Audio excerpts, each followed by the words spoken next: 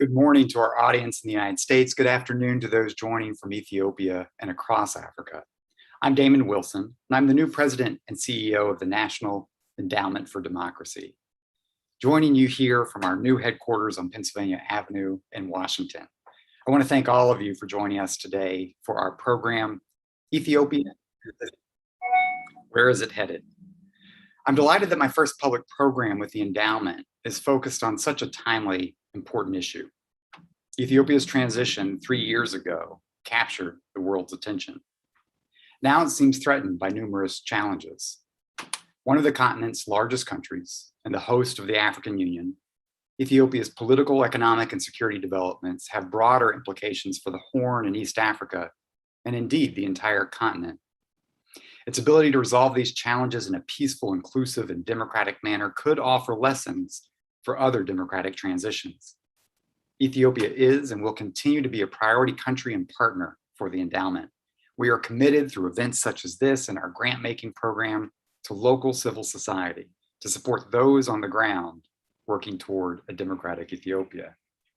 We've supported Ethiopian Democrats during repressive, more open, and democratic transition periods, and we will continue to do so in a consistent, principled way.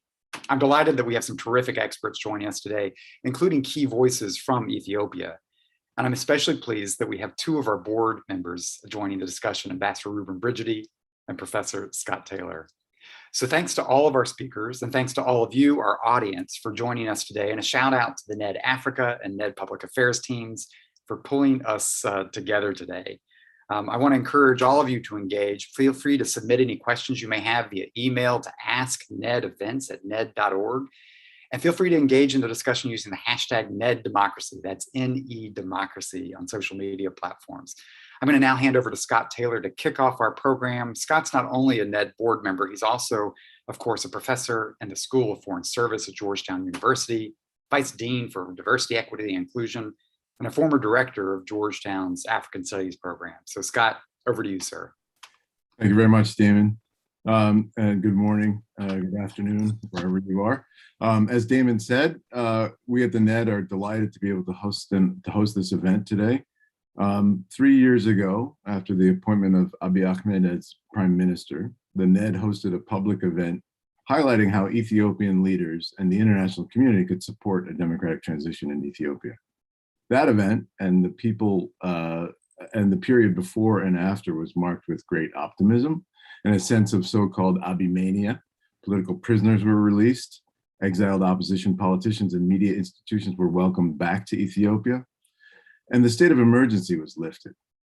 Subsequently, in the months and years to follow, the Ethiopian government approved new laws to replace the old repressive ones, including the Charities and Societies Proclamation governing civil society, the Anti-Terror Proclamation, and the media law. The civil society and media sectors continue to rebuild and grow. And the recent national elections were an improvement, albeit a relative one, on the previous elections under the EPRDF, and held with the participation of some key opposition parties. However, the path to a democratic Ethiopia during the past 3 years is increasingly fraught. Communal and border conflicts and corresponding displacement persist countrywide and have been a common challenge throughout the transition. Several opposition leaders and hundreds of opposition party members are in detention. Freedom of expression has been curbed as media houses have been suspended and journalists arrested and detained. The national elections held in June are incomplete as yet, with 20% of constituencies still to vote due to insecurity, and an election period clouded by opposition party boycotts, restrictions on freedom of expression, and an uneven playing field. Most concerning, the conflict in the Tigray region has been coupled with gross human rights abuses, warnings of a man-made famine, concerns about potential genocide, and recently an expansion with the Tigray Defense Forces moving into Amhara and Afar regional state, and the federal government calling up regional security forces. Overlying all of this is a society dangerously polarized along ethnic and religious lines. Individually, any one of these challenges are exceedingly difficult to address, but collectively they threaten the future of a peaceful inclusive, and democratic Ethiopia. We're honored to have with us today an expert panel to help us understand the current state of democratic, human rights, and security affairs in Ethiopia, how the country got to its present situation, and to think through where these issues and the country may be headed next. And from this discussion to help us understand what opportunities exist to support a democratic, inclusive, and peaceful Ethiopia. I'll now introduce our moderator today, my colleague on the NED board, Ambassador Ruben Brigady. Ambassador Brigady is the Vice Chancellor and President of Sewanee, the University of the South. He was formerly the Dean of the Elliott School of International Affairs at George Washington University and served as United States Ambassador to the African Union in Addis under President Obama. So turning over to you, Ruben, thanks very much.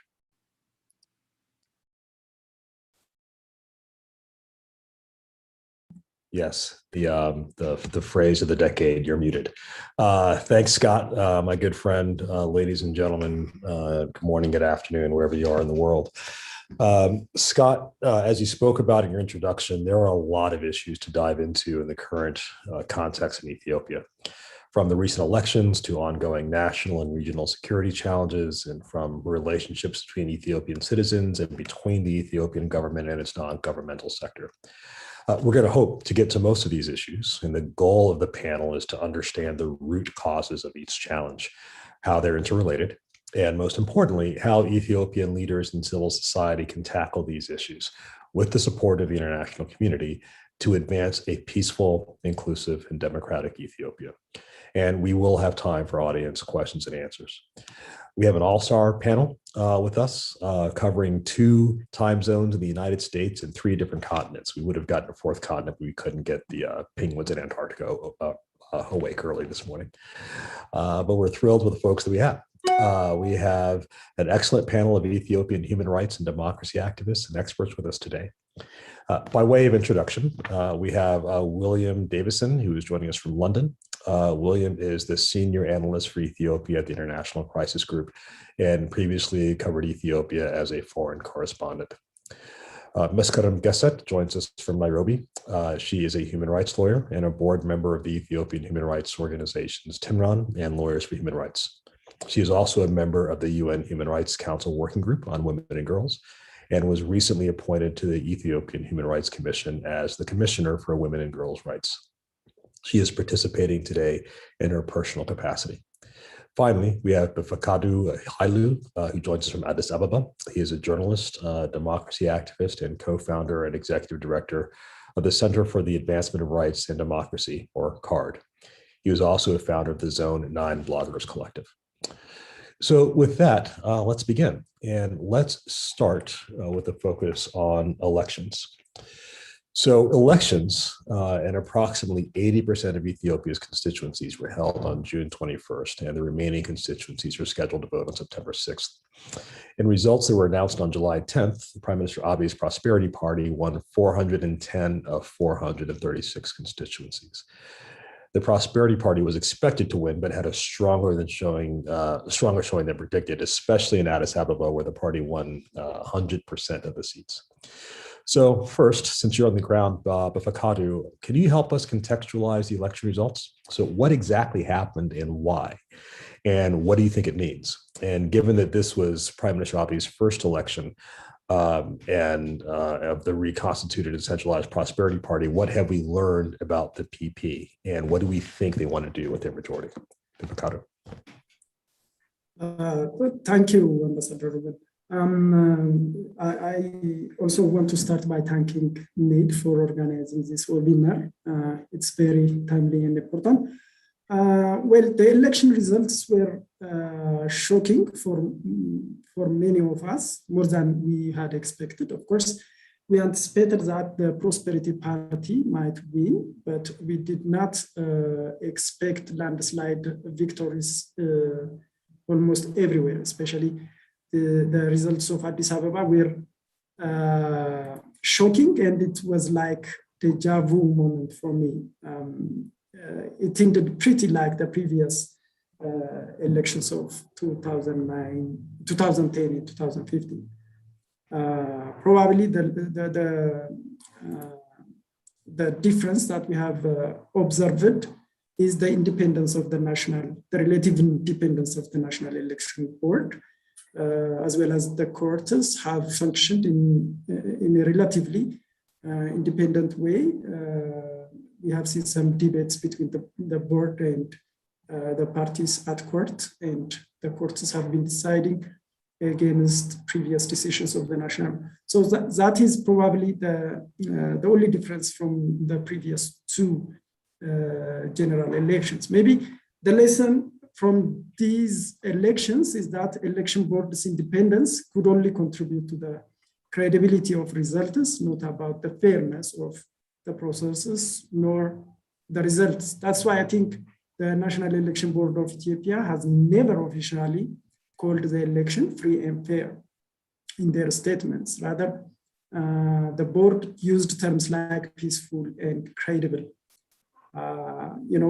For Ethiopia to have an election that is free, fair, and credible, it needs to build its institution strong and independent, not only the National Election Board, but also other democratic institutions all the way down to local administrative units of those and whereas, because it's not in the ballot box that the opposition groups and other independent candidates usually lose. The biggest thing that led to the landslide victory of Prosperity Party is its asymmetrical capacity as compared to the opposition groups. It's asymmetric capacity in size and even financial capacity. This is one of the reasons. Also, we can mention the election system, which is a PTP, first past the post. It has been debated for more than a decade, and many people believe, including myself, believe that proportional representation may save, some votes that are being wasted. For example, in one constituency in Addis Ababa, the oppositions combined have gotten more than 50% of the votes, but the candidate who has less than 50% of the votes could pass only because it is first past the post. So this is one contributor. The other is, of course, it can be included in the asymmetric capacity of the Prosperity Party. It is the separation between the government and the political parties, especially the media control and dominance of the Prosperity Party. It cannot be matched by any other opposition groups. Also, letters written by the Prime Minister and the former mayor, deputy mayor of Addis Ababa have been used to, resource mobilization for the Prosperity Party. And it's difficult for, the rich people in Addis and in Ethiopia, to refuse finance requests from the leader of the country in the city. These things have contributed. Also, one most important thing is 1 to 10 network, where one person is responsible to bring about 10 people to vote for a Prosperity Party. The PRDF has used this networking strategy for cadre education and recruitment of members. It used to be 1 to 5, and it is a system usually attributed to the former Prime Minister ኃይለማርያም Desalegn. It was also said that it was adopted from churches in the Bible study networks, but it was also previously used during the 1974 socialist movements in clandestine groups. But anyway, even within all these circumstances, the result has been mostly credible. Many people did not find it difficult to accept the results, even though there are many irregularities here and there. So far, it's only Balderas party which contested in Addis Ababa and found the second most votes in the city. It has rejected all the results, saying that the Prosperity Party has been, in a fraudulent activity, and the National Election Board also cooperated in this regard. But it also came after the election results were announced. So it is somehow questionable. Anyway, Prosperity Party said that it will do dialogue with opposition parties and groups after forming government in October 2021. But I'm not sure how inclusive this dialogue might be. If real developments are to be, I think the government of Prosperity Party needs to establish only inclusive dialogue forum, which is something like political reconciliation forum. Maybe it needs to be recognized by the House of People's Representatives so that all parties can have the opportunity to be involved in a genuine reform of democratic institutions, because we have seen in this specific election, we have seen the importance of institutions. So we need to participate all opposition groups in the following 5 years for the reform of democratic institutions, if need for legal reforms as well. Democratic elections need the institutions before just holding, you can't just hold an election without those independent, strong, and free institutions, not only the National Election Board, but the others as well. Yeah. This is my reflection. I will come back to other details later. Right. Sure. There may be any questions. No, Befekadu, thank you very much for that very comprehensive view from the ground, political analysis of what's happening. Merskerem, if I can ask you, we know that elections are not democracies in and of themselves. They are an event in the life of a democracy. But democracy is more than simply the holding of elections. So I'm wondering what lessons we can draw from the conclusion of these elections and the fact that they are deemed as credible for the ongoing democratic transition in Ethiopia. Thank you very much. Good afternoon, good morning to all. Thank you very much, Nate, for this conversation. And thank you, Ambassador, also for the nice introduction and for emphasizing that I'm participating in this conversation in my personal capacity. My reflections will be my own, based on my experience and engagements at different levels, and will not in any way represent the UN's or the Ethiopian Human Rights Commission's views or positions. Thank you, Befekadu, also for really giving us the broader context, which actually relates to my reflections. So I will just be building on that and then unpacking some of the points. Otherwise, most have been actually touched by Befekadu. So I would just look at the opportunities and the challenges in 3 dimensions. The first is the party environment, or the party dimension Befekadu was talking about. And as as an opportunity, of course, we have seen a multi-party engagement in this election. Actually, several parties have engaged in the election, which is a good thing. But of course, it had its own downside as well. But in the middle of all this, we have seen the imbalance between the ruling party and other parties in many ways, in terms of access to resources, access to networks, and also the party experience itself. So the ruling party, or Prosperity Party, was clearly coming from a very privileged position, having access to the previous ruling party, EPRDF's resources, networks, and also even the experience from that party as a successor of the EPRDF. That means it came with huge party resources, party experience, and networks, and which other several parties did not have that access.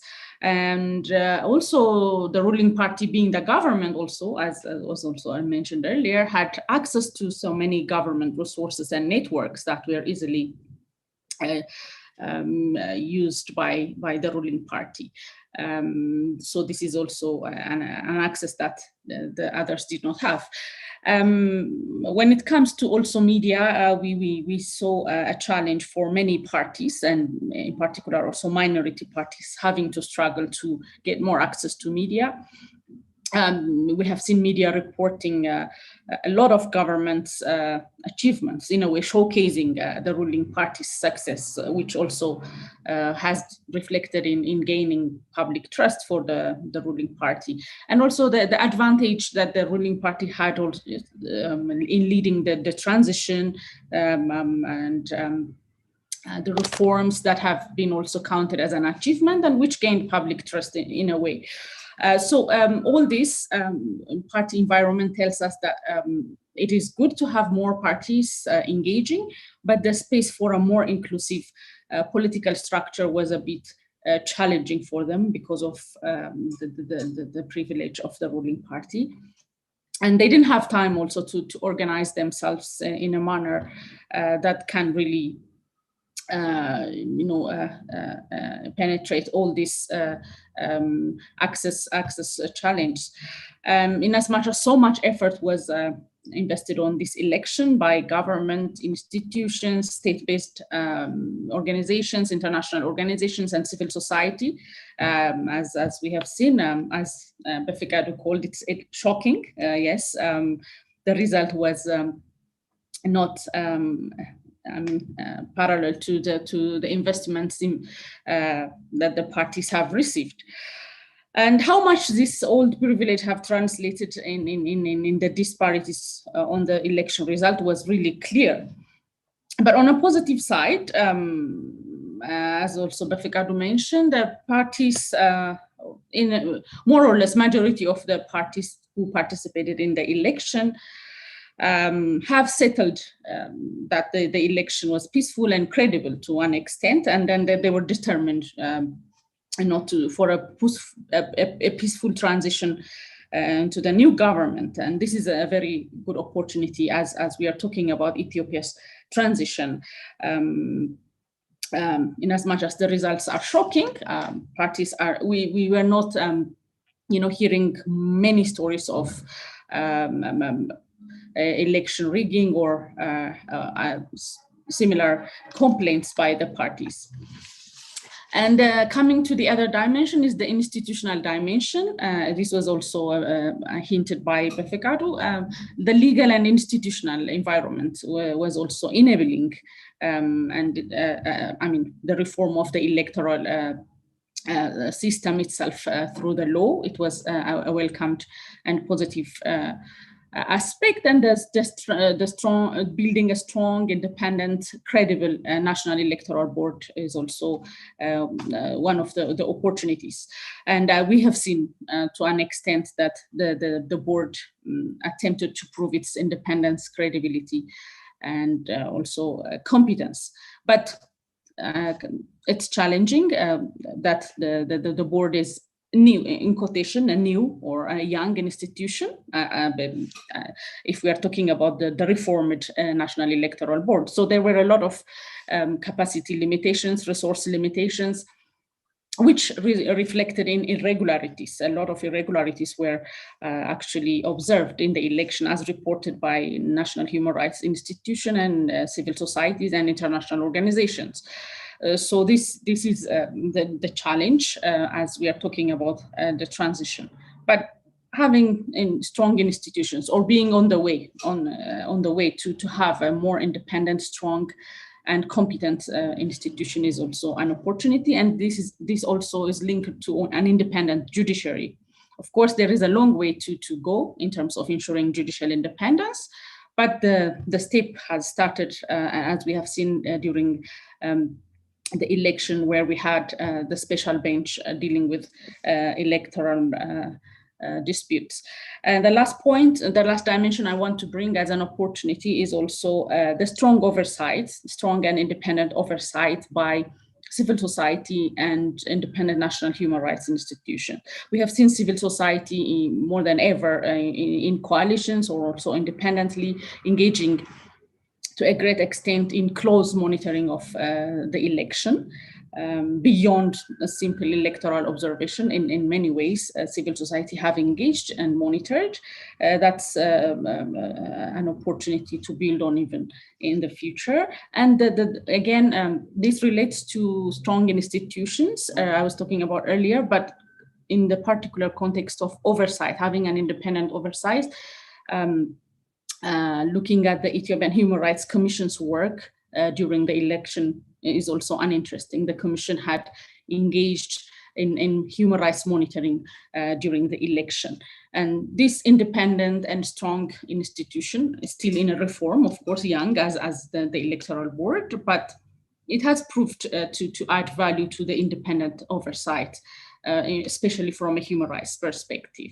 So these are, the opportunities and the challenge from the election, from the lessons that we have learned from the election on moving to the broader context of Ethiopia's transition. Thank you. Thank you very much, Merskerem.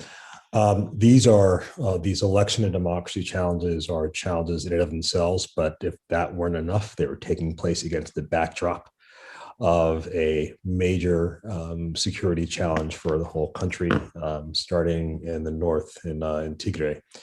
The Tigray Defense Forces captured Mekelle on June 28th. And since then, they have moved to consolidate control over Tigray and to expand the conflict into neighboring Amhara and Afar regional states, where their advance threatens the main road connecting Addis Ababa to the port of Djibouti.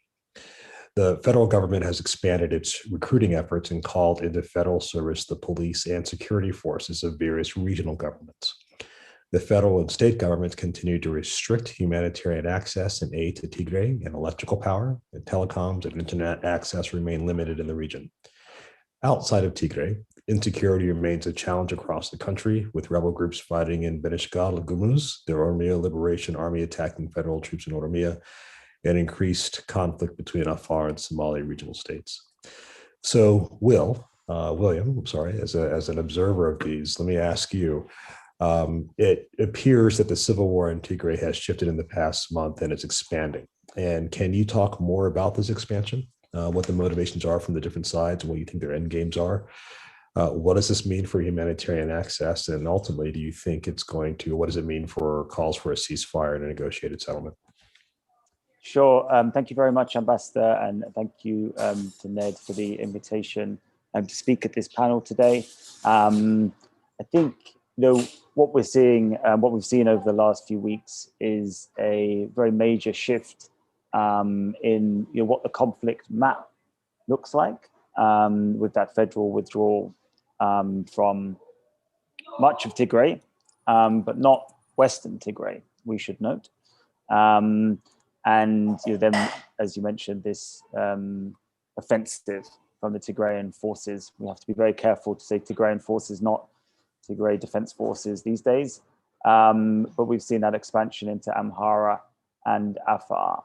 Now, I think the problem is that whilst that is a very significant shift in what the conflict map looks like, there hasn't really been any fundamental shift in the sort of political atmosphere, the political disputes that are underlying and driving this conflict. And therefore, despite these radical changes, we're not really any closer in many important ways to a negotiated settlement. And therefore, at the moment, tragically, it looks likely that we'll see a continuation of this, a conflict which has already been absolutely devastating.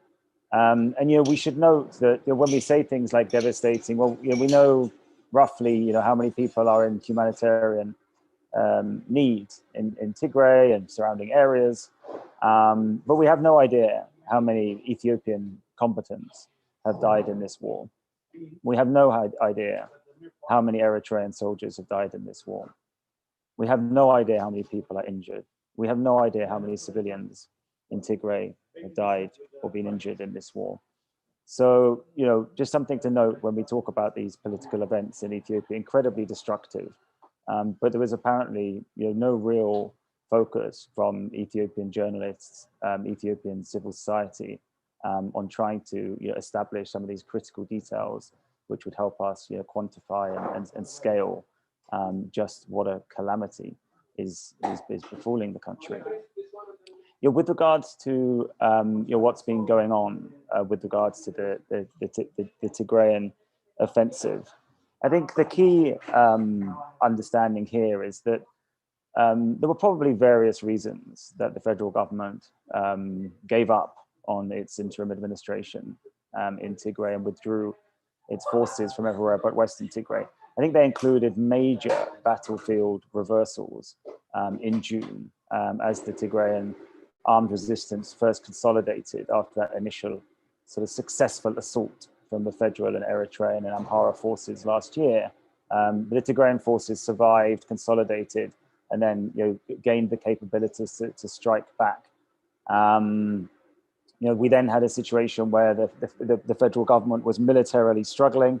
It was not really achieving its political objectives in Tigray, despite its claims. It's failed to arrest the wanted Tigrayan political and military leaders. It has not re-established constitutional government as it perceives it in Tigray. So it's a military operation that was increasingly struggling and a failure to meet the political objectives.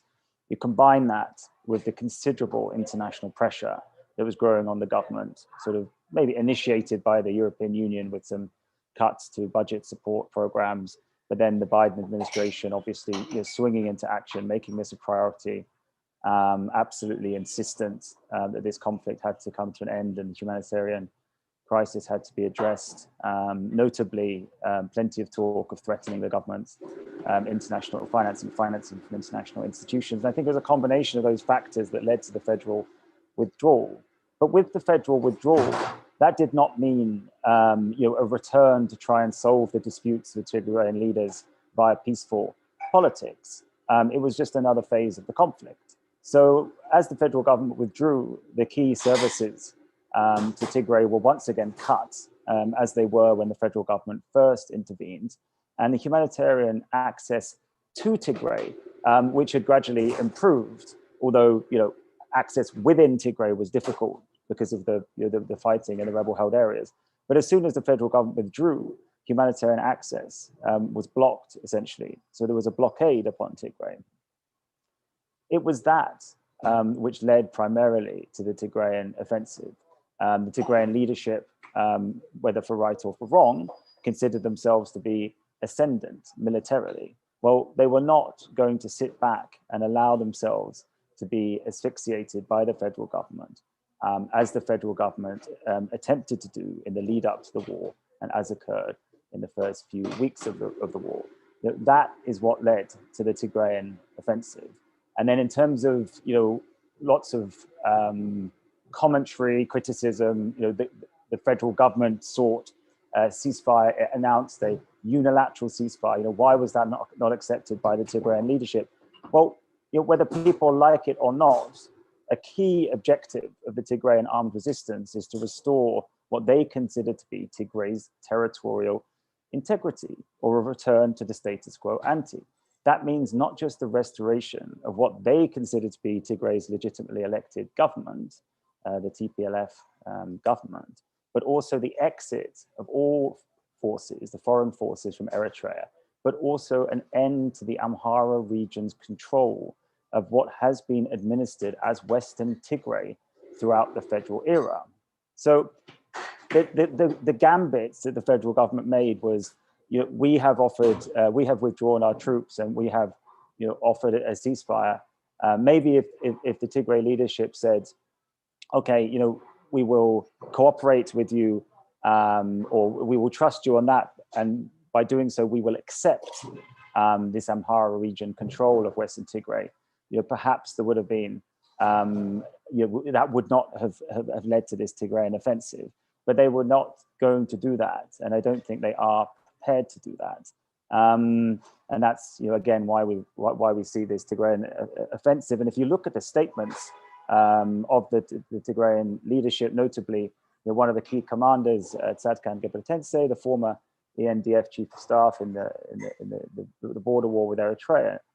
Well, he's saying explicitly the purpose of the offensive is to pile the pressure on the federal government to capitalize on what the Tigrayans perceive as their military advantage and try and bring other Ethiopian political forces into a negotiation, into some form of inclusive process, some form of transitional arrangement, essentially on their terms. So these are the explicit objectives here. And I think, we all need to be realistic about where things stand. And what I've been reiterating recently is, unless there is some resolution to this Western Tigray issue, we are very likely to see a continuation of this incredibly destructive war. Now, that means either the Tigrayan leadership gives up on restoring Tigray's territorial integrity as they see it, or the federal government and the Amhara government, in conjunction or perhaps unilaterally, withdraw from Western Tigray, or there is some other resolution to that dispute. Now, the Tigrayan leadership doesn't look like it's about to give up on that military objective. It doesn't look like the Amhara leadership, or indeed the Amhara administrators and militias and security forces who are in Walakite and Humera and Zegede and Zelemte, it does not look at all like they are willing to withdraw. So we still have an incredibly thorny issue which is driving this conflict.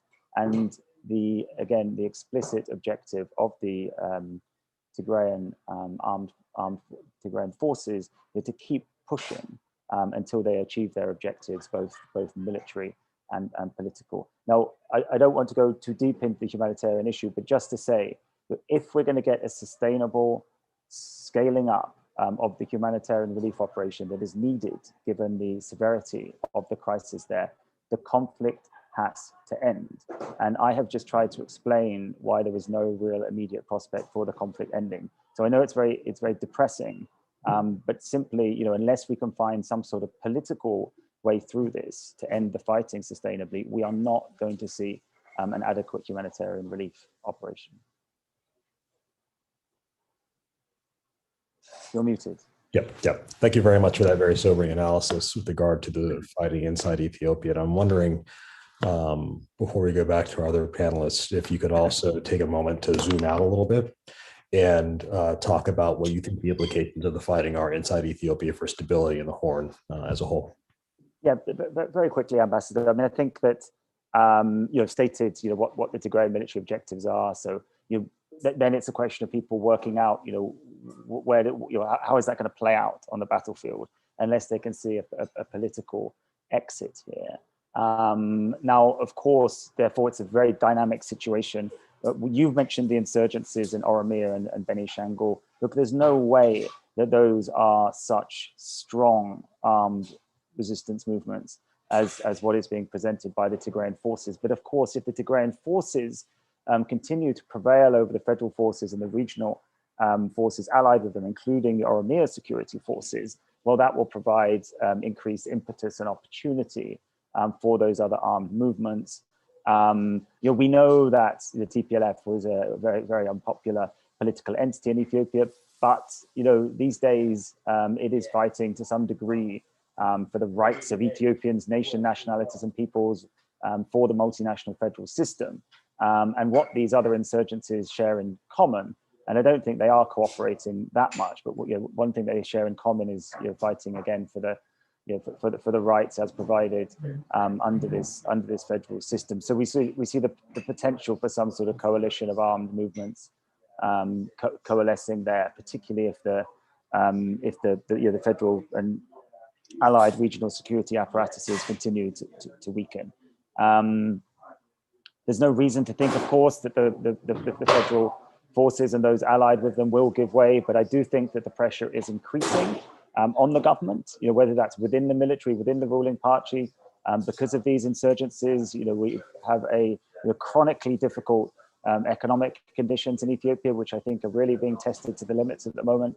The Ethiopian government is in a very difficult position internationally, as we know. So there is a lot of pressure building And I think there was potential for this Tigray and for the civil war focused in Tigray to really expand and become something nationwide that just that deepens the instability. And I think it's just sort of, it's just kind of obvious to say that given Ethiopia's importance to the region, given the cross-border nature of so many populations in Ethiopia, whether it's Somali, Oromo, Tigrinya speaking, Afar, Gumuz, Nuer, given Ethiopia's sort of linchpin status in the Horn of Africa, that any serious worsening of Ethiopia's instability would have a very negative impact on the wider region. Thank you, William. Merskerem, if I can come back to you. We know, frankly, in wars everywhere, women and children often take the brunt of the fighting. And in this particular case, there have just been some god-awful reports of sexual violence. And I'm wondering, from your perspective, what's the role of women in having their stories heard and promoting human rights? How do we make these issues central to the security debate in the ongoing understanding of the fighting, and in particular, what can be done now in the future to bring justice for the survivors of sexual assault? Thank you very much. Indeed, it's sadly enough that women and children have been affected disproportionately, not just in numbers, but in the nature and magnitude of the risks and the human rights violation they faced. Large number of diseases, injuries, different forms of violation, from sexual to physical, psychological, and economic harm.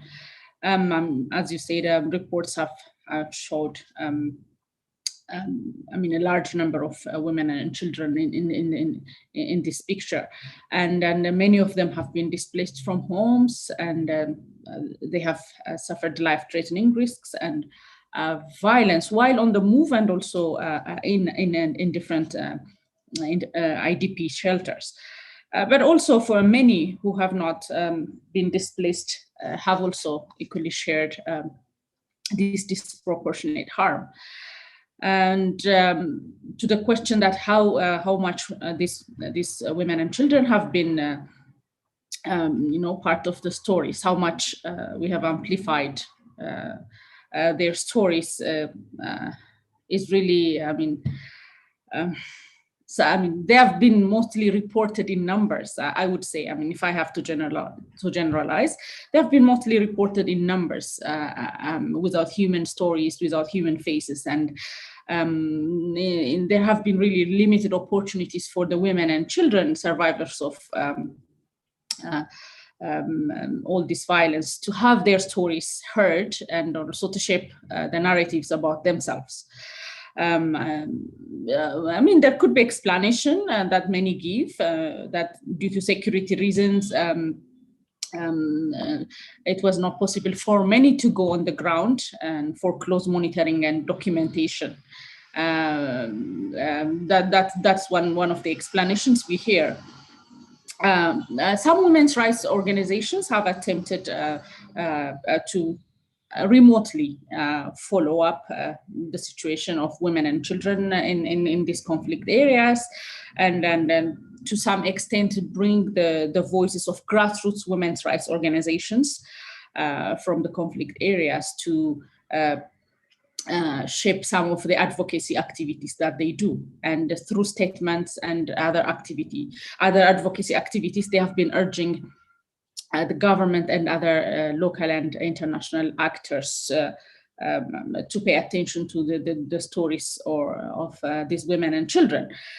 And also engaging with some of the relevant government institutions like the Ministry of Women's Affairs and the human rights institutions.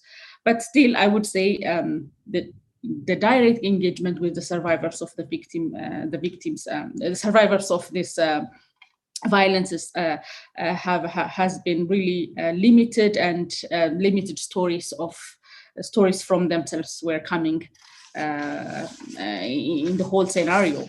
And how, going forward, how do we make these affected communities and groups.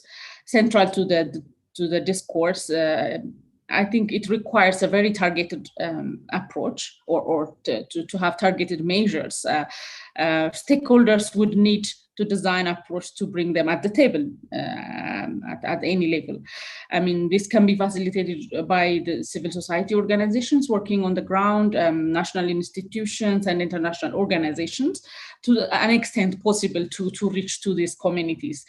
And I think we need to create a safe space and meaningful process to integrate the experiences, concerns, and also proposed solutions from these communities. Creating a safe space for their engagement, of course, requires, again, methodical and conscious planning, because we have gender issues or gender dimensions in these issues, also age dimensions. We are talking about children and also other interests. We may have people with disabilities and other marginalized communities. So depending on the different needs and interests, there has to be an initiative to create a safe space for engaging them to be part of the solution and to even understand their concerns ongoing forward. And for this, I think community engagement methods could be designed. I mean, in previous years in the country, there have been good community conversation initiatives that can be now also redesigned and applied in this context. But generally, I would say this has to be really conscious and methodical planning. It should not be an afterthought. Most of the time, it's civil society, government institutions, and other international actors talking about these people who are most affected without having their voices included. So it should not be an afterthought or a side plan, but they have to be at the center. And we need to also understand that these communities are not homogeneous. I mentioned the age and gender dimension, but also there could be different interests, and understanding that they are not homogeneous and they need different approach is also important.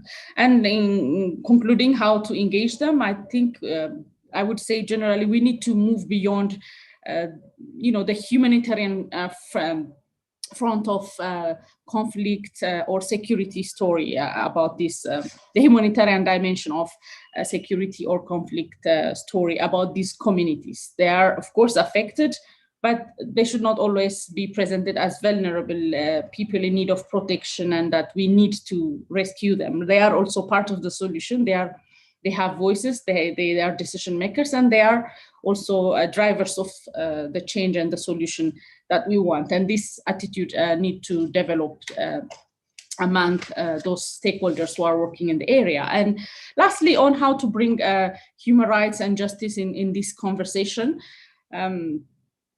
I think human rights and justice should be actually integrated as one of the pillars of this recovery reconstruction scheme. In the whole post-conflict recovery and reconstruction, human rights has to be and justice has to be one of the pillars.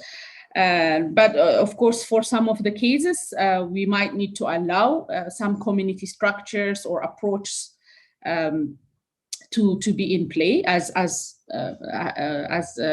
some positive outcomes have been seen in other countries. This may not apply to all situations, but for some of the cases, community structures and approach might be important to be part of the truth and reconciliation process whenever appropriate to the context, and also when they are also consensus-based processes. But for some of the cases, justice must be brought through the formal institutions. And for this, having the room for independent and credible investigation, documentation is important. And so that means we need independent mechanisms, human rights mechanisms, justice sector mechanisms. And lastly, at the end of the day, whether we choose informal and formal structures, redress to victims, rehabilitation of victims has to be at the center in one way or another. In different forms, victims need to get redress and need to be rehabilitated. and a restitution to the loss that they have suffered whenever possible should be part of the process. Thank you. Thank you very much, Merskerem. And staying on this theme of insecurity and fighting within the country, Befekadu, if I can come to you, one of the unfortunate dynamics that has continued to be unleashed, not just by this conflict, but in the years previously, is this increase in ethnic polarization countrywide. And I'm wondering if you could talk a little bit about this, particularly the role of social media in driving this ethnic polarization. Who's doing it? What are their motivations, and what do you think can be done about it? Thanks again.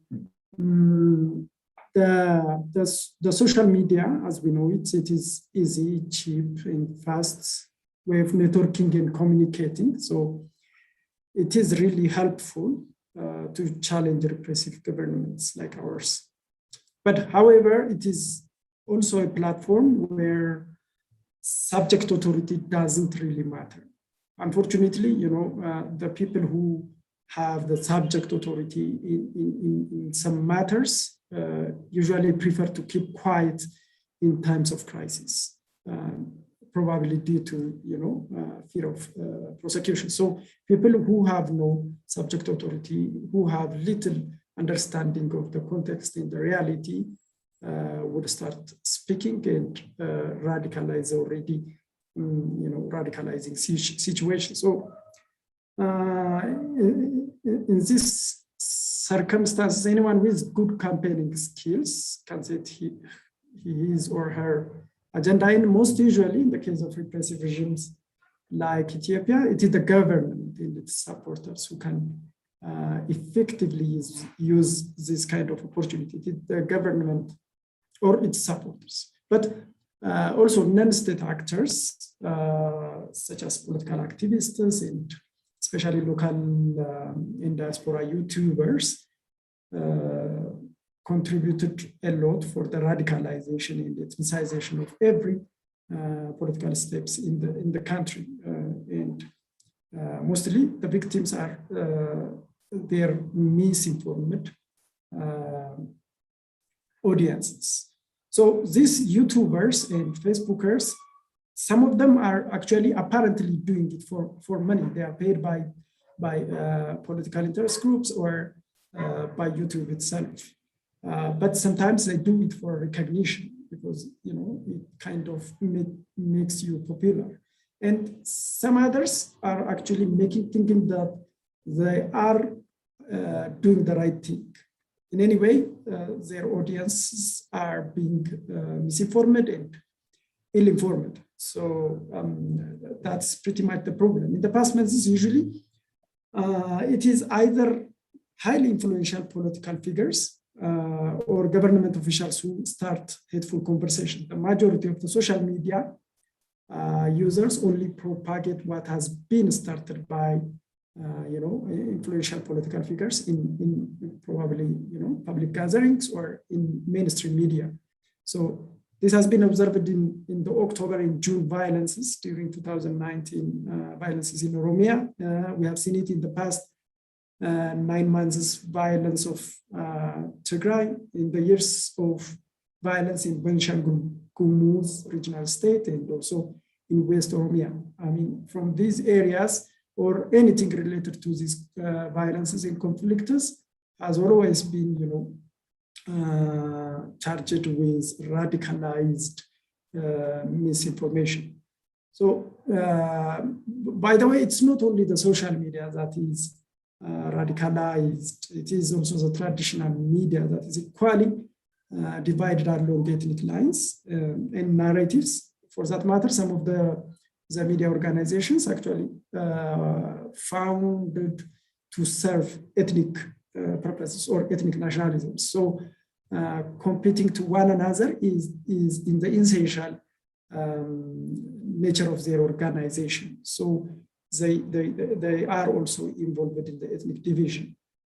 For me, it kind of seems cyclic because dangerous conversations usually start by a political figure, and then the social media reacts to that message or conversation, and then the social media reactions shape the traditional media or the way the traditional media narrates the situation of the conversation. So it goes back and back and influence one another. So I think the solution, or what we can do about, is trying to understand the root cause of everything. Of course, when I say the root cause, there are other conflicts and historical, political and economical issues, but I am just focusing on the issues that are related to online media issues. So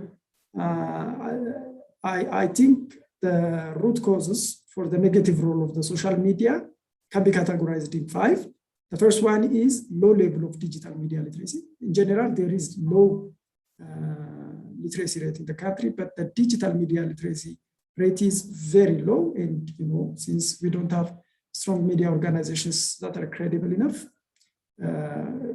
people tend to believe anything that is written in the social media. Also, non-existence of independent and credible media is one other root cause. The third one is lack of government transparency.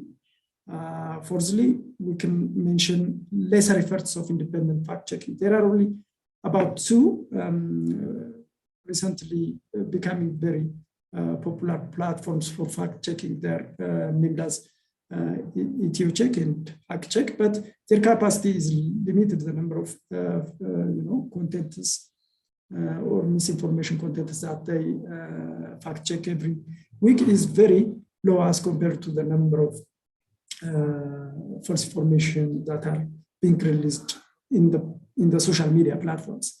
Also, delayed responses of the social media platforms in content moderation has been a major issue. Especially Facebook has been recently improving its response to contents, hateful contents and false information. But if you go to YouTube and Twitter, that are also secondly and thirdly most popular social media platforms, nobody removes the contents that are hateful and dividing communities. So as a solution, we need to work more on raising digital media literacy. It should start from shaping the curriculum where children and young people study, also as well as creating popular awareness. The media outlets, the mainstream traditional media outlets, need to create awareness about the digital media. It is also important to support independent fact checkers so that they can expand their capacity to do a lot of fact checking and media literacy. Also, it is important to ensure government transparency and also holding government officials when they fail to be transparent, because most of the false information contents that are produced are because the government usually keeps closed and people start assuming, speculating, and YouTubers make advantage of that situation. Also, building the capacities of old and emerging media houses to serve the truth in a conflict-sensitive way is really important, because some media outlets, even in our engagement, we have noticed that they think they can serve the population by telling what makes them comfortable rather than actually delivering the truth. So fifthly, we have to enforce some sort of efforts to the social media platform so that they can quickly respond and so that they contextualize their responses. Some of the social media laws, internal laws, are not compatible to the contextualized crisis and situation we are experiencing. So if we can do these things, I guess we can somehow mitigate the negative role of the social media in aggravating the existing conflicts. Back to you. Thank you very much, Befekadu. So what I'd like to do now is move to a third major theme of discussion before I then move to the audience for questions and answers. And that third major theme is on issues of the Constitution. So the 1995 Constitution established a system of ethnic federalism whereby each federated state is defined and delineated by ethnicity, and each ethnicity has the right to form their own ethnic state and even secede. Some ethnic political parties in the South want to extend the system to incorporate new states in the multi-ethnic Southern region, and some want the status quo maintained. Some Amhara parties favor Amhara nationalism that will return the Amhara to a historically dominant role, while Ethiopian nationalists want to end ethnic federalism altogether and see Ethiopia as a unified state. And Prime Minister Abiy has not yet made clear his plans to revisit or amend the Constitution. So, William, if I can come to you first, Prime Minister Abiy and other political actors have signaled at various points a desire to revisit the 1995 Constitution, including the issue of ethnic federalism. What do you think the appetite is for addressing these constitutional issues in Ethiopia today? And what do you think both the opportunities and the challenges will be in addressing this issue? Thanks, Ambassador. I think we hear you're just in this discussion about some of the sort of incremental improvements. You're part of the sort of democratic reform agenda that we've seen over the past few years.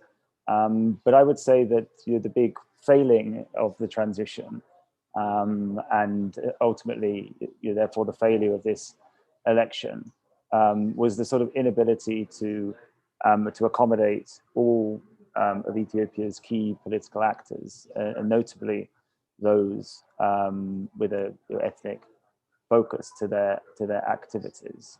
And I think this really highlights not just that sort of diversity of attitudes towards the federal system that you just outlined, but also just how dangerous these divisions are, these very, very, very polarized divisions, which we can be seen in the exclusion of actors from the elections. Obviously, I'm talking about the TPLF, I'm talking about the Oromo Federalist Congress and the Oromo Liberation Front. And it's interesting to note that I didn't see much focus on the exclusion of those major opposition actors in the earlier presentations. But I think it is the exclusion of these actors which really undermines any improvements in increasing pluralism within the democratic system that outline just what a potentially divisive issue constitutional reform is. No, that isn't to say at all that there aren't maybe objective design defects with the Constitution and the federal system. It's certainly not to in any way belittle those voices which for a long time have opposed the multinational or ethnic federal system in its entirety or opposed specific parts of it. Of course, they are as legitimate, their voices and views are as legitimate as others and need to be heard within a pluralistic system.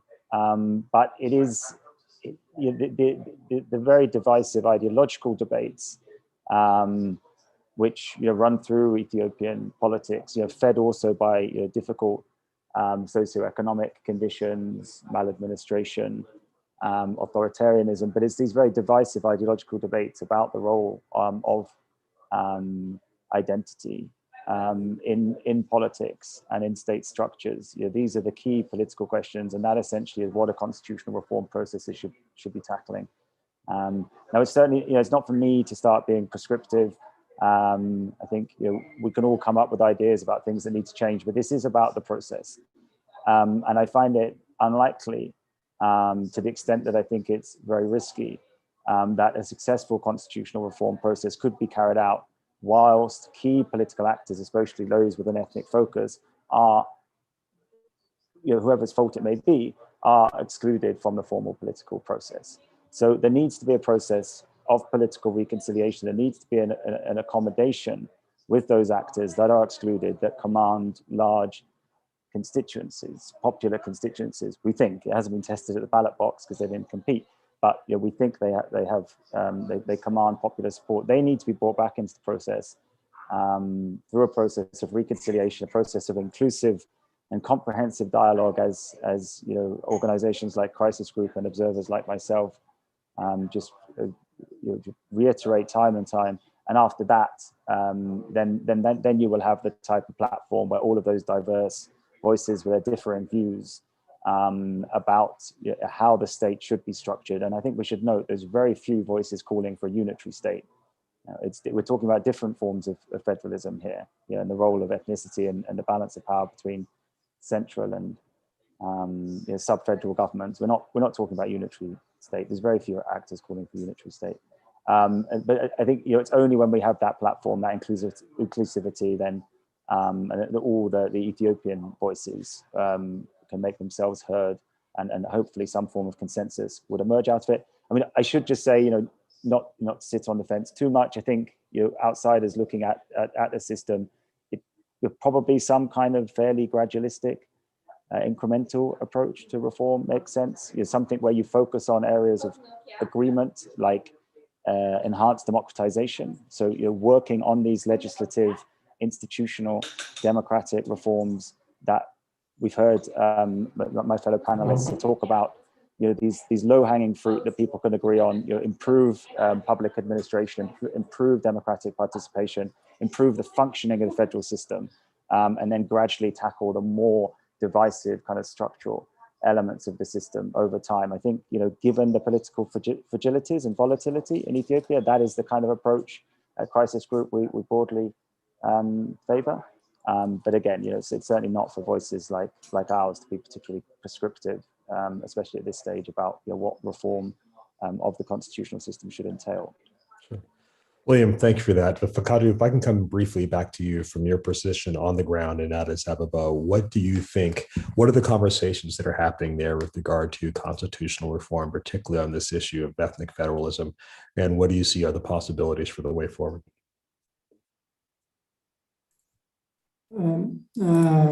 It is generally perceived that the Prime Minister wants to, restructure the federal arrangement. But however, he has not said that in public. I think it is his political narratives that made people assume that. It is usually both his opponents and proponents that claim so. But anyway, his party, the Prosperity Party, is usually vague about constitutional reforms. There is a strong division between the many branches of the Prosperity Party, but specifically between the Oromia and Amhara branches of the Prosperity Party. I mean, these two are the most powerful branches in the party and even in the country itself. So these two have contradicting views. Mostly the Amhara branch is interested in reforming the constitution, while the Oromia branch is usually against reforming constitution and ethno-federal arrangement. I don't personally hate this because, since we don't have check and balance in our political system and government system, this might act like a check and balance if it is managed well. Anyway, in 2020, there was one study which was conducted by Afrobarometer about revisions of the constitution, and so to gauge the public opinion. The study had a very good methodology, in my opinion, but of course there are critics from different interest groups. But in that study, there was the interesting finding. So 51% of the urban population supports restructuring of the federal arrangement. So they want, instead of ethno-federal arrangement, they prefer geographic arrangements. But in contrary, 54% of the rural population or surveyed population do not support the restructuring of the current federal arrangement. Generally, totally 48% of surveyed people support the restructuring, while 49% do not support. So a little majority of the population do not support, if you can draw a conclusion from this survey. Also, the survey gave interesting views on what majority of the surveyed population would like to see changed in the constitution. For example, the biggest one is 73%, and 73% of the surveyed people want or agree if there is a constitutional reform to add more official working language for the federal government. Currently, it is only Amharic. Also, 68% of the respondents said that they agree with constitutional revision for limitation of prime minister's term into 2. Also, 55% of the survey population said that establishing independent constitutional courts can be, a reason for revision the constitution. Anyway, constitutional revisions are important, not only for the constitution of the federal government, but also for the regional states constitutions. In my opinion, they lack means of recognition for minority, as well as they do not have any framework for protection of minority groups in the regional states. The federal constitution itself lacks, means of recognition for individual citizenship. It usually propagates, collective recognition. But like William has been trying to stress, constitutional remaking should be preceded by, some sort of political reconciliation so that everyone can be involved. Otherwise, it will suffer lack of legitimacy like the existing one. The process that created the current constitution has been criticized for a long time up until now for its failure to genuinely participate some members of the community. So that kind of process should not be repeated if there is any chance of constitutional revision next time. So what I would like to stress is, again, political reconciliation, because there are political leaders in jail, and there are many. For example, OLF and OFC, the most popular political organizations in Oromia, are not involved in the election process. So, without including those, and even there are others involved in the rebel. So, without having them involved, you cannot remake a legitimate constitution. Thank you very much for that. And with our remaining time of about 15 minutes or so, I'm going to focus on questions that have been submitted from our audience. The first question that I'm going to reference comes from Bethel Tarafe, and it's for, I'm going to direct this one to Merskerem. There are different media outlets in Ethiopia are reporting that hundreds of businesses, such as hotels, restaurants, and bars, are being closed in Addis Ababa at the moment without any due process. And we also hear reports of citizens being ethnically profiled and imprisoned. In this context, what role do you think Ethiopian civil society and human rights organizations plays to raise awareness about those issues and to stand for human rights of citizens? And do you think they're doing enough? Merskerem, for you. Thank you. Thank you for the question. Yes, I mean, we hear here and there stories of businesses being shut down without due process of law, and also individuals being targeted. And I think the role for be it state-based or civil society human rights organizations will be first to closely monitor and to verify these allegations, the truth of these allegations, and also the nature of these incidents.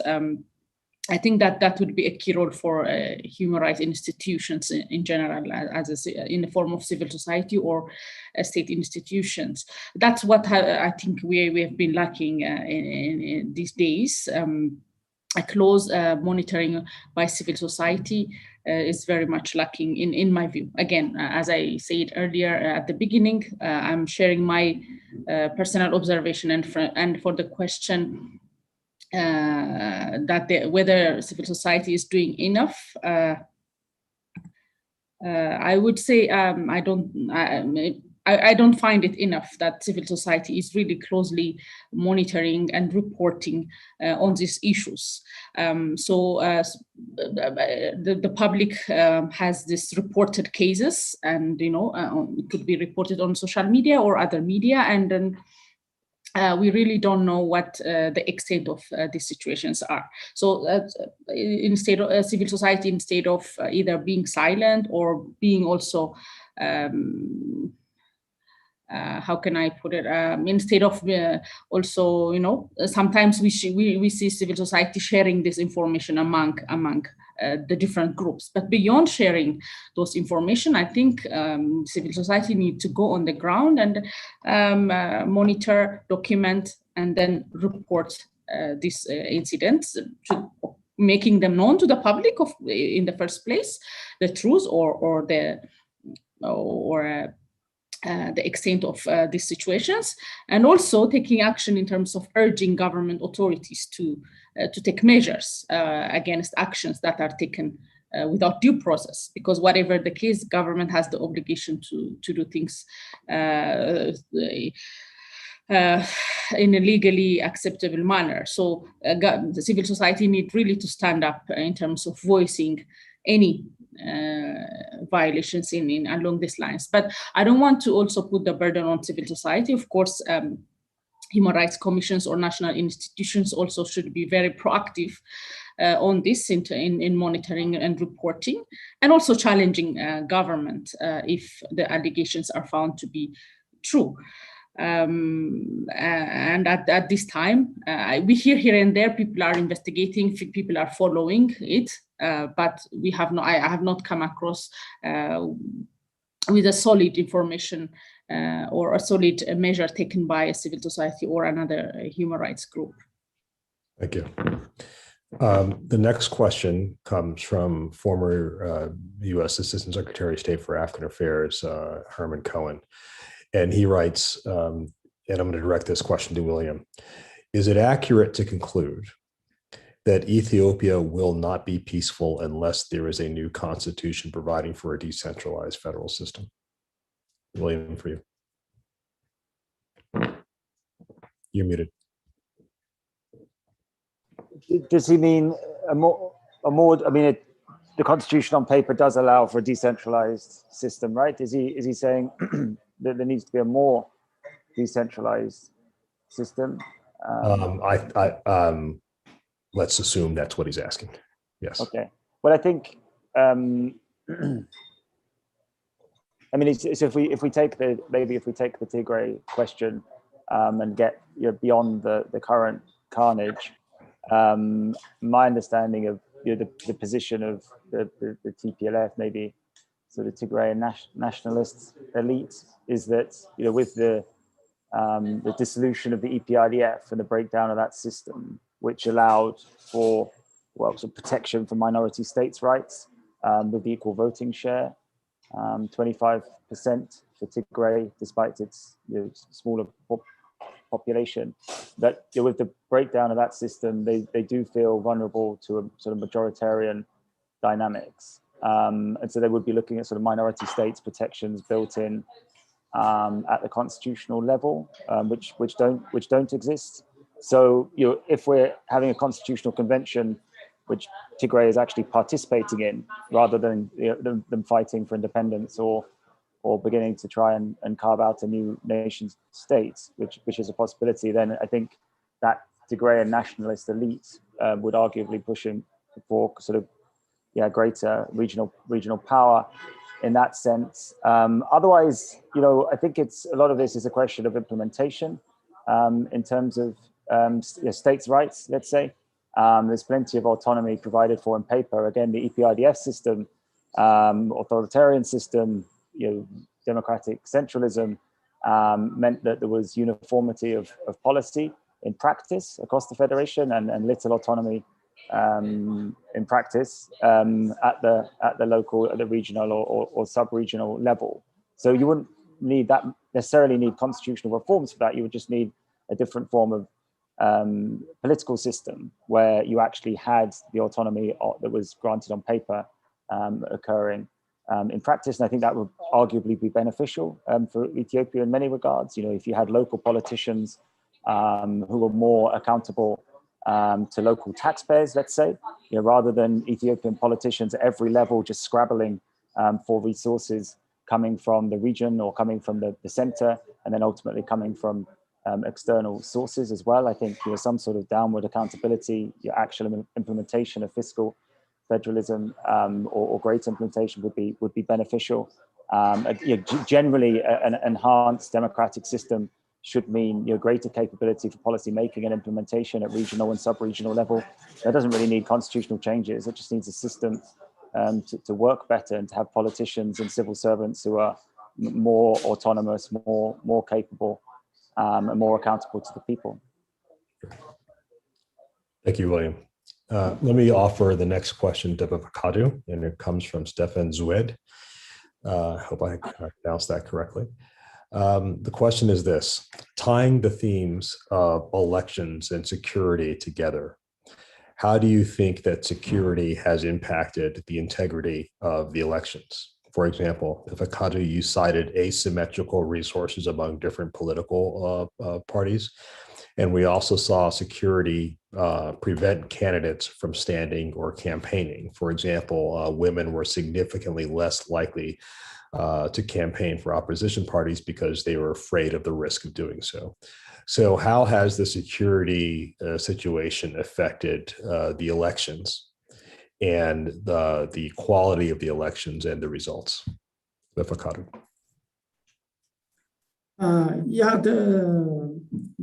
The security situation in general has, has affected the whole process.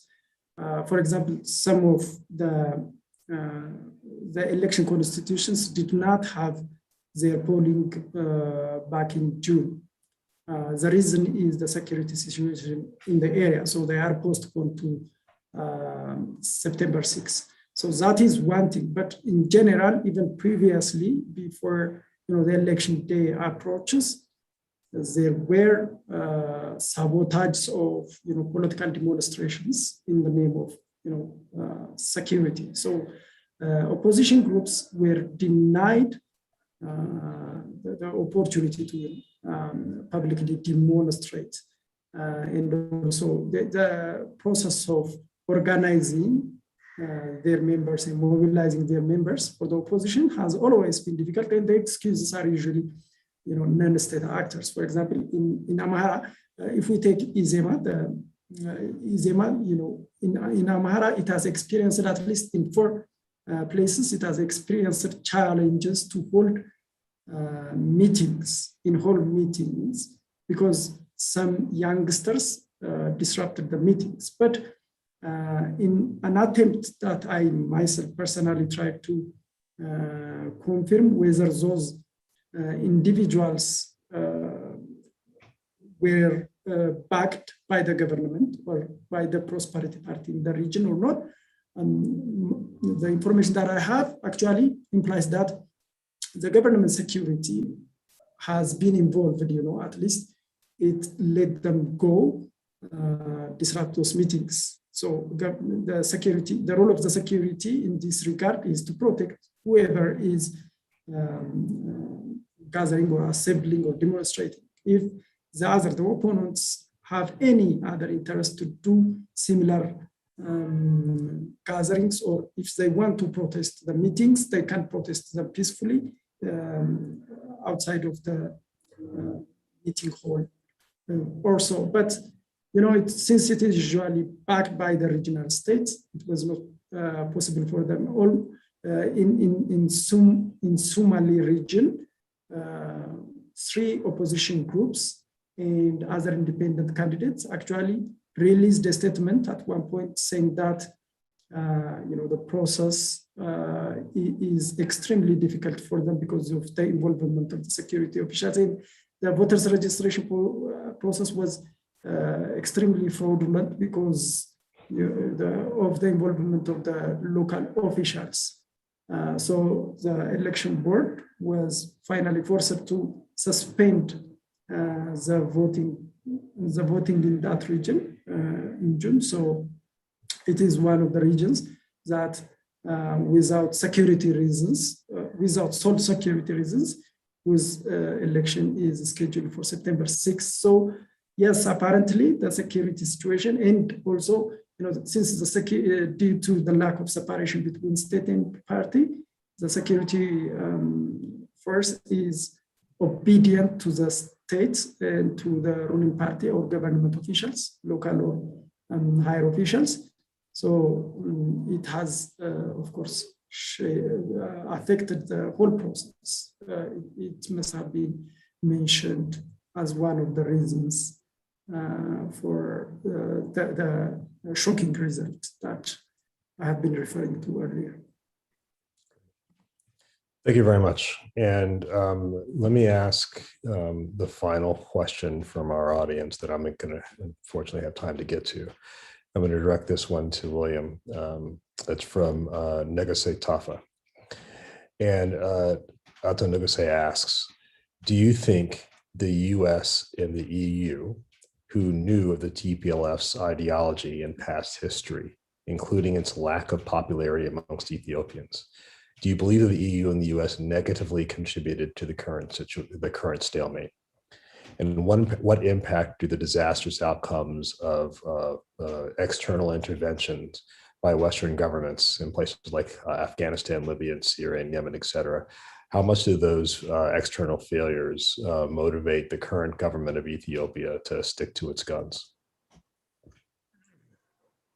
Yeah, I mean, I think that we probably skipped the latter part of the question. I think the Ethiopian government's got its own reasons for acting in its own interests as it perceives it. It isn't really related to the failures or otherwise of Western intervention elsewhere. I mean, I do get a bit confused by some of these narratives, and the key reason is that for people who followed the anti-government protests and the transition in late 2017 with the EPIDF reforms, and then Haile Mariam's resignation.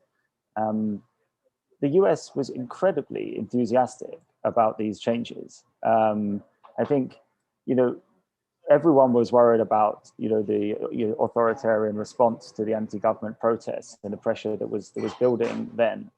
Everyone was looking for a way out as that primarily Oromo protest movement grew and grew. So the decision by the EPIDF, including the TPLF, to enact some reforms, and then the acceleration of the changes in 2018 with Prime Minister Abiy's ascension and his olive branch to President Isaias and the welcoming back of exiled parties. These were very, very enthusiastically welcomed in DC, sort of institutionally in DC, not because of one administration or let alone one party, and the same really across Europe and the Western world. And as someone who spends plenty of time with Western journalists and editors and diplomats and things, there was no love for an ethnic-based system in the West. If people were positive about the TPLF and the EPIDF, it's because of security. It was because of Ethiopia's growing role as a regional peacekeeper, and it's because of its development record. They didn't particularly approve of the sort of Chinese-style authoritarian Marxist-Leninist party system or the Stalinist ethnic-based system of governance, which the TPLF designed and promoted. And so so there are plenty of there's a big audience in the West for changes to that system. So let's be clear about this. And the other thing we need to be clear about is what happened when it became evident that Prime Minister Abiy and President Isaias were looking to remove the TPLF from power militarily in November 2018. Well, there wasn't a huge outcry from the West initially.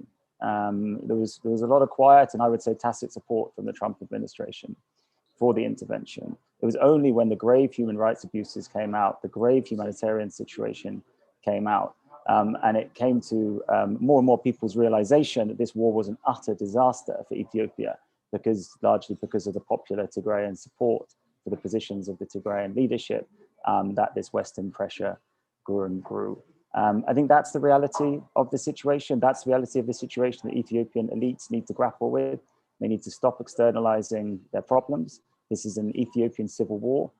Ethiopians are the key protagonists, and the actions of global powers are mainly because of their concerns, yes, about Ethiopia and the situation there, but also about Ethiopia's importance and what a further deterioration in the stability, the sort of ramifications that could have for big power interests. Of course, they're concerned about that, but it does not come out of some love for the TPLF or love for the TPLF's ethnic-based system, and nor does it come from some totally fictitious cabal of TPLF mercenary journalists, activists, and researchers, which has been part of the the government propaganda operation to try and explain its failed intervention in Tigray. On that really quite powerful note, we are at time. Thank you to Merskerem William and Befekadu for a fascinating, insightful, and very important conversation. I thank our guests from all around the world for participating. And Scott, I hand the floor back to you. Thank you very much.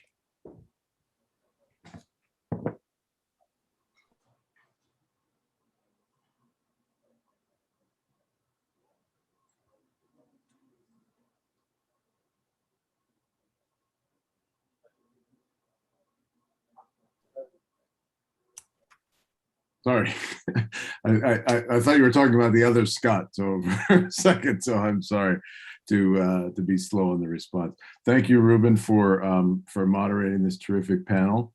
Thank you to our guests, Will, Befekadu, Merskerem, for your insightful comments. I think you helped us to shed quite a bit of light on some of the critical issues facing Ethiopia today.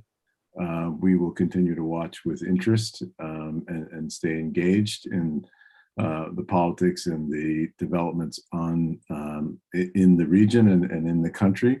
I want to thank my colleagues at NED for giving us the opportunity to have this conversation this morning. And I want to thank all of the attendees for the terrific questions and for your participation.